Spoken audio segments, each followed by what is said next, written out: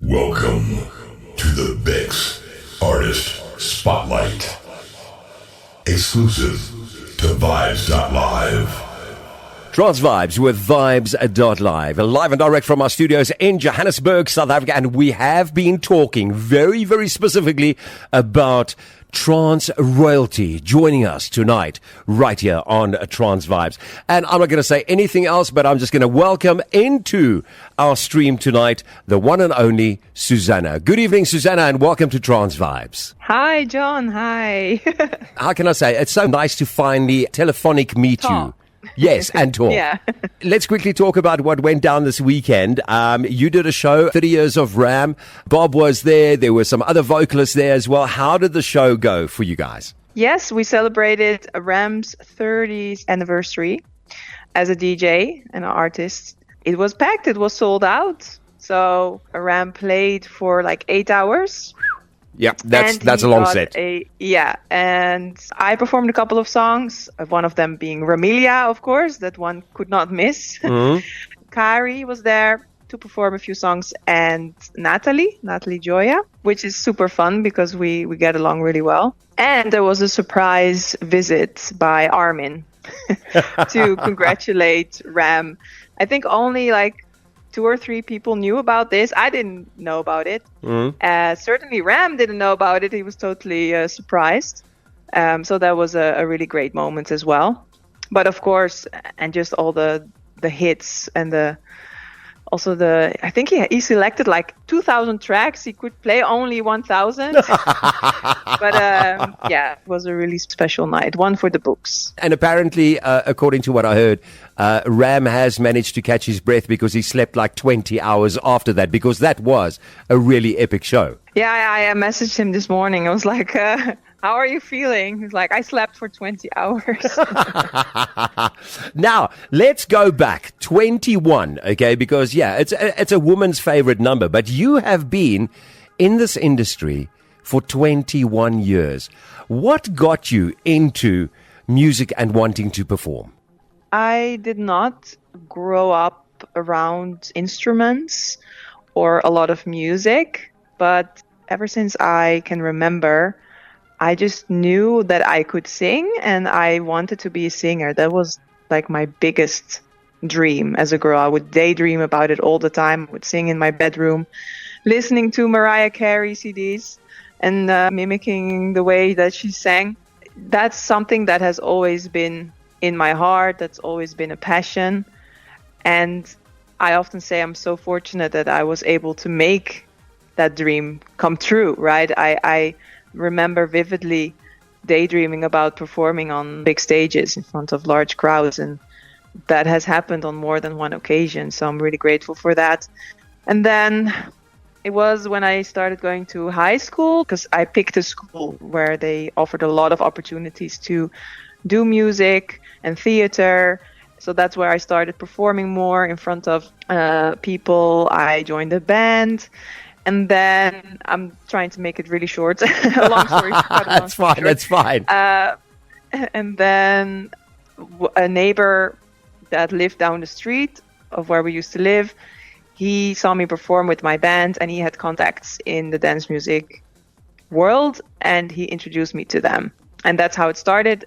He introduced me to these 2 producers, like a songwriter-producer duo who made top lines, and a top line is the vocal part of a dance track. Mm-hmm. They call it a top line because you kind of put it on top of an instrumental. The first song I did with them was Dark Side of the Moon, Ernesto versus Bastian, and the second one was Shivers. Wow! Yeah. One of the most epic songs in your entire musical career, which has had such an influence on so many producers, in particular with BiXX as well, who you've done some incredible work with, and we're going to talk about that just now. Shivers was the track that literally inspired BiXX after literally stepping away from the business enterprises and everything to get into trance music and production. How does it feel when somebody says that track there, which was at the beginning of your career, inspired somebody to follow in this path down the road in producing trance music? How does it feel when you hear something like that? It feels like a huge honor. And I've said it to Armin multiple times. Like, Shivers is the gift that keeps on giving. because at the time I was new to all of this, right? The whole dance music scene. The producers I worked with, they were the ones who wrote the top line and I performed it. Therefore, it kind of feels like it was a gift to me as well, right? That I was able to sing this song. And now it's become such a, I don't want to use the word iconic, but important song in Armin's repertoire, right? A lot of his fans from the early days mention Shivers. And there's been a couple of anniversaries and there's been these remixes. And because of Shivers, Armin took me on tour with him. And on tour, on the Armin Only shows that we did in Holland, but also abroad, when I went on tour with him, those tours got me in touch with the fans. And I discovered this whole community. Armin would play sets, 9-hour sets back then. So I heard a lot of trance music and I was like, oh my God, this music is amazing. So also for me, it has helped me realize like, this is what I want to do. So the fact that it's helping other artists like Bob find this inspiration as well, it's kind of like full circle, or it's like I know what it's like. Yes. Now, in your journey and your career, I mean, we're talking about a career that is absolutely filled with some of the most amazing moments you could possibly dream of as a performing artist and as a collaborator or a vocalist, right? What has been that wow moment for you? I know you mentioned when we chatted earlier on, there was a really, really amazing wow moment. Just take us through that moment for a second. For me, one of the most special performances I did was at the Pyramids in Egypt, an FSOE event. So it was hosted by Aly and Fila. And I was literally performing on my left, the Sphinx, like the famous Sphinx you always see in movies, everything with the pyramids behind it. That's something I will tell my grandchildren about, to be in such a historical place that's been around for so long, like thousands of years, and we don't even really know yet how they even built the pyramid. So that was super special.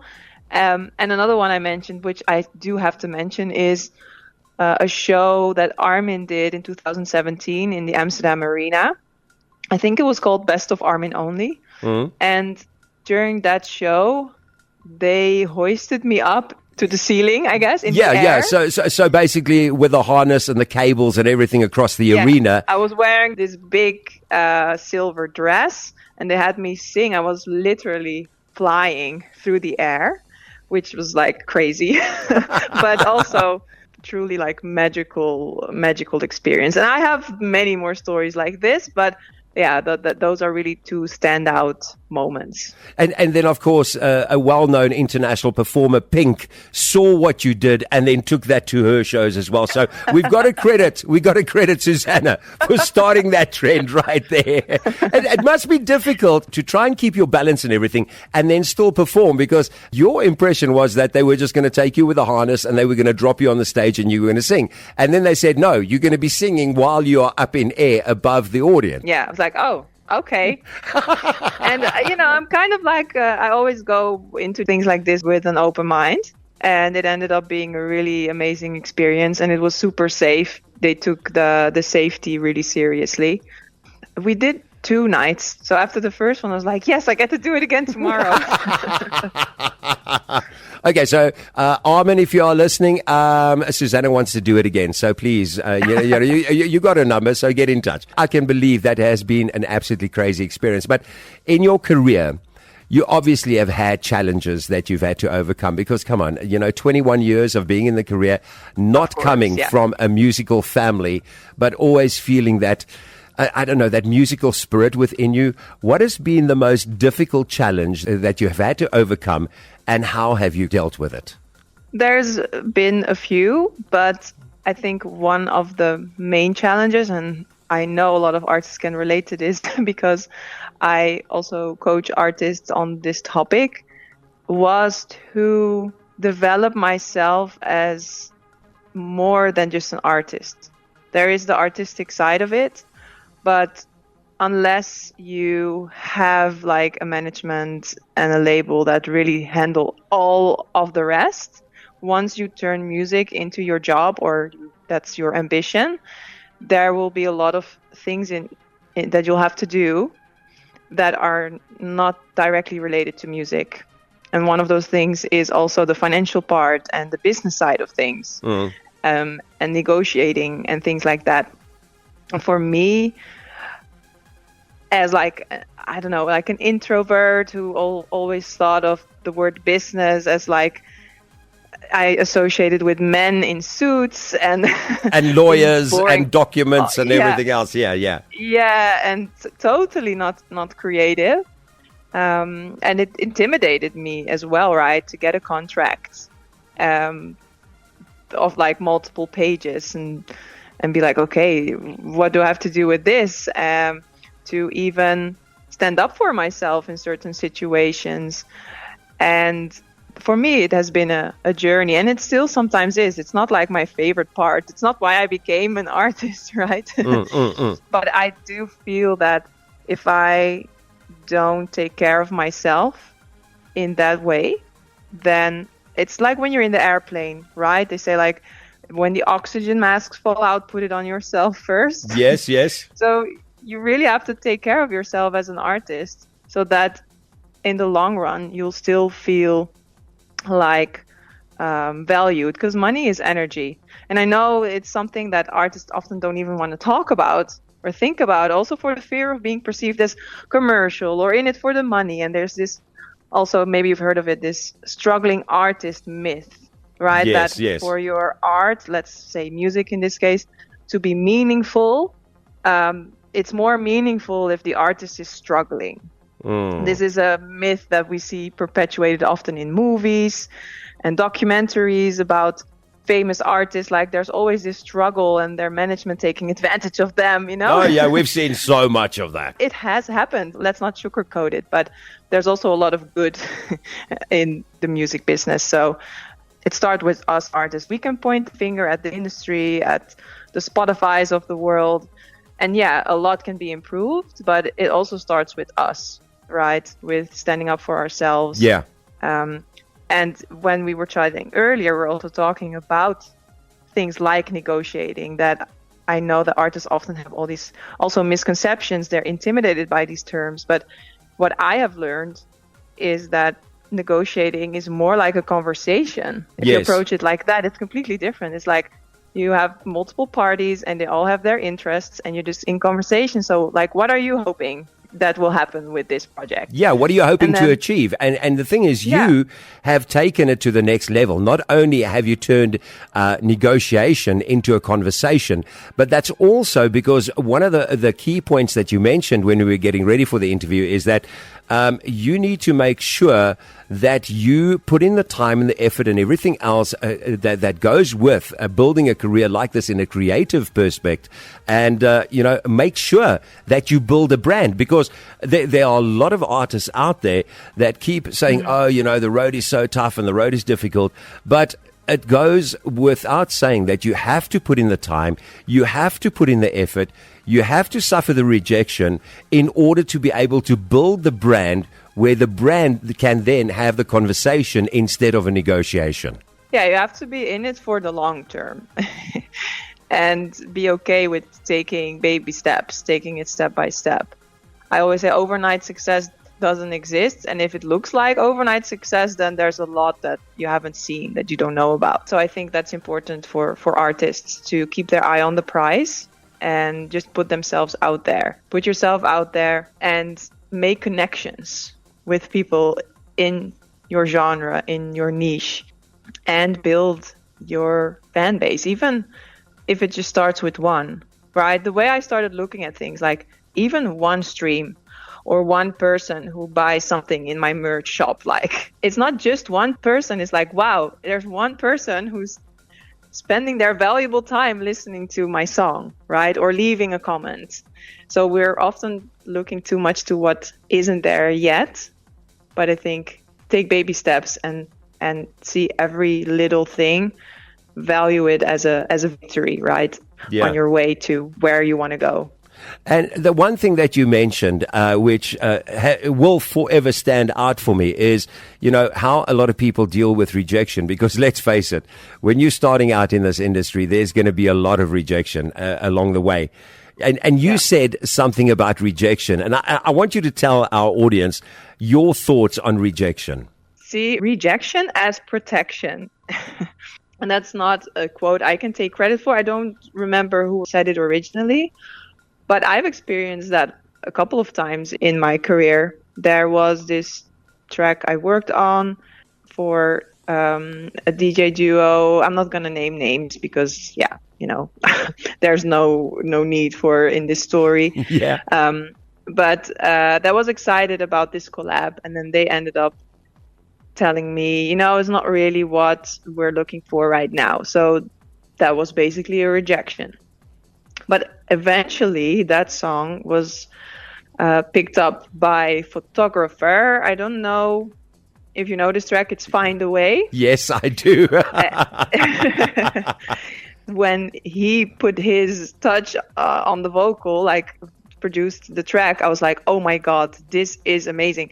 So rejection is protection, but sometimes also redirection. It could mean that there's something better in store for you.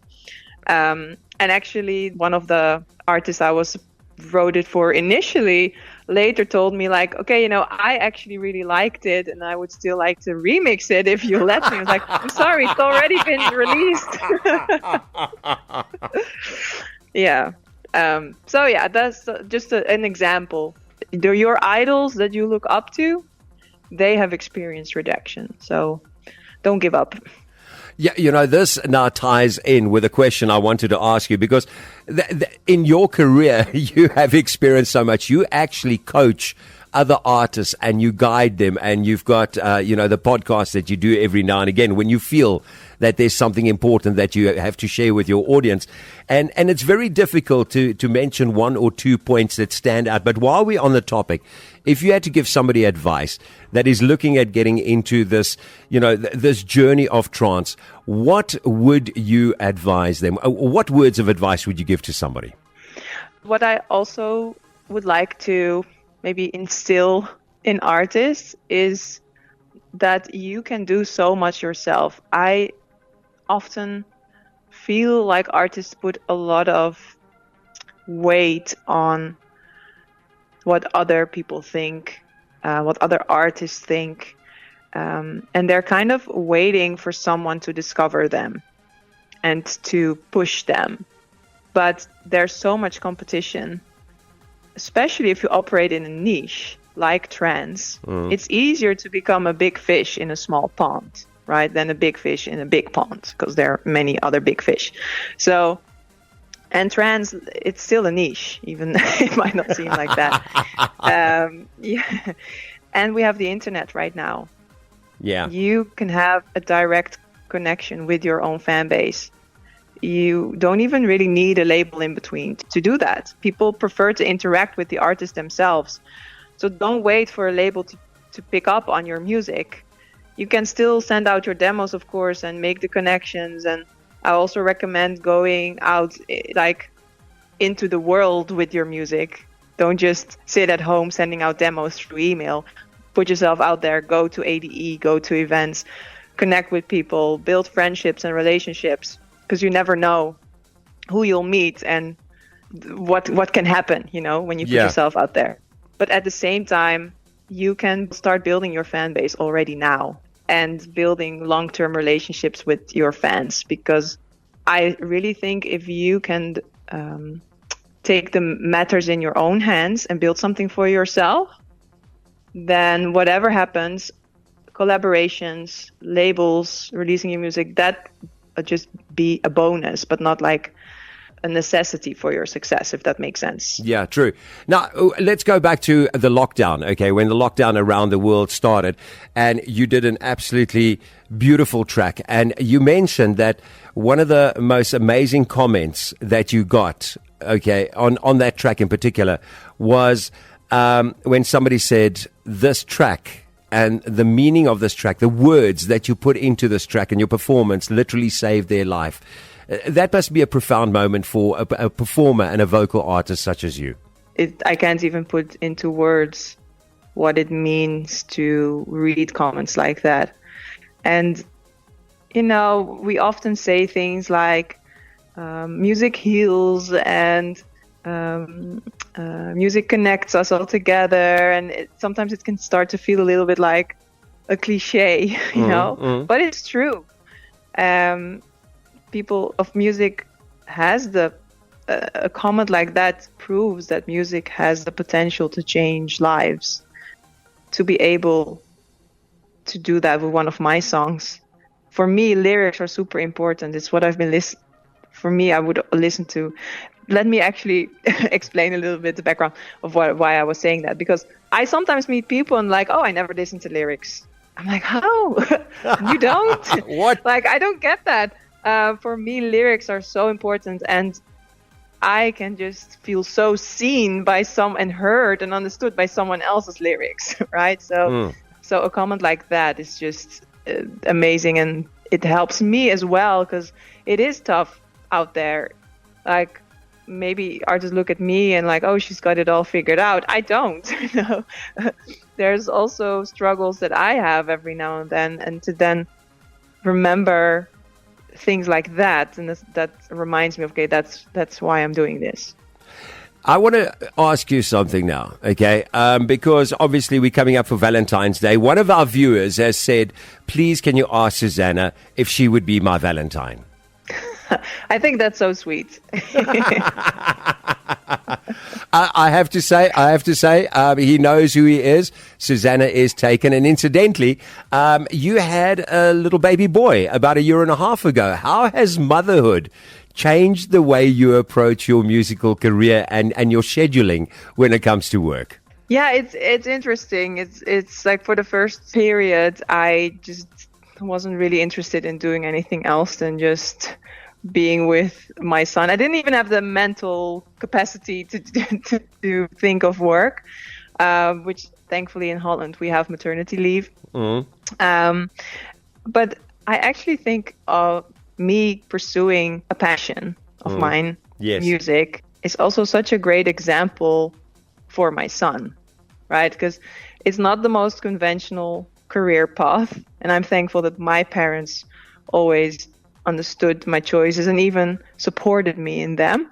But I feel like it's also a good example for my son, that whatever he has, his passion will be later in life. I hope it's music, of course. That to go after it, because you only have one life to live, and it would be a shame not to pursue your passion and what's in your heart. And I'm not gonna lie, it's a challenge sometimes. For creativity, I need like some space. I don't believe in just waiting for inspiration to happen. I believe in carving out time, sitting down and working on music. But it becomes harder when you think like, oh, I have to be home at this time and have all these to-dos. And at the same time, it just gives me a lot of inspiration, right? I hope it's coming out this year. I did a collab, and that's about my son. And wow. I wanted to ask you about that. Yeah, it's actually with Daxon, and I hope it will be out this year. Now, we're talking about a track that's coming out in a couple of weeks' time. Believe in Me is a track that has a universal message and is also a deeply personal tribute about having somebody to actually believe in you when it seems like the world doesn't believe in you, and you get to a point where you don't believe in yourself. There is somebody that believes in you. What was the approach that you had when you started putting the lyrics and everything together for Believe in Me? This one actually just flowed very naturally, and that doesn't happen to me all the time. Bob actually had, because it's a track for his album, and he had a couple of narratives like that he already wrote, inspirations that he had for songs. He shared them with me, and there was one of them that had Believe in Me as a title, where he described his relationship with his father, their close relationship, and how basically his father instilled the values in him that he still has to this day, and that his father really helped him to believe in himself, because his father saw him maybe bigger than he saw himself. He wrote about the importance of having mentors in your life to guide you and show you and help you to believe in yourself. And I thought that was a beautiful theme. I can kind of relate, because I'm one of those fortunate people to have a very supportive family as well. And I do think that contributes to growing up with a certain level of confidence in yourself, right? Yes. When you're being lifted up by the people around you. But it can also be seen in like a broader meaning, like your own inner voice that you develop. I think the best form of confidence comes from inside of you. And the song lyrics go like, I hear your voice, I see your smile, always encouraging me. So it can also be a person who's no longer here anymore, or that is far away from you. But wherever you go, whatever you do, you can still see them and hear them saying encouraging things to you and guiding you. And that can also be like your own inner voice, or even like a god or the universe, if you have a faith like that, right? Yes. So it can be also taken in a broader meaning. But I just read what Bob wrote about it, and then I just worked with the instrumental, and the lyrics just came to me very smoothly. Wow. And I was like, the lyrics are quite simple, but very meaningful, I believe. Oh, definitely. What have you got in terms of live events? I know you got 1 or 2 live events coming up, but obviously it's more important to follow you on social media and to make sure that people get informed first. Am I right? That's the place to be, for sure. I also have an email list. If you go to susanavocalist.com and subscribe, then you'll get all the updates through email, because sometimes people don't see everything you post, right? And email is more direct. But there's a couple of shows coming up. And besides the release with BiXX, which is February 14th, in March, I have another release scheduled. I'm not completely sure I can mention it already. No, that's fine. That's fine. It's a collab. I'm excited about it. And we also have a little surprise in store between now and the release. So yeah, people should definitely keep an eye on my socials, not to miss those goodies. Susana, I want to take a moment to thank you for being a part of tonight's show, for joining us, for taking the time to chat to us here on the show. You have now officially become a member of the all-female cast of the BiXX. And of course, an incredible vocalist. Thank you again for taking the time to be with us. We wish you all of the best with motherhood, with business, with absolutely everything. And we look forward to see what you've got coming up in 2025. Thank you. It's been an absolute pleasure. And thank you guys for the way you are contributing to the scene in our community with your amazing show.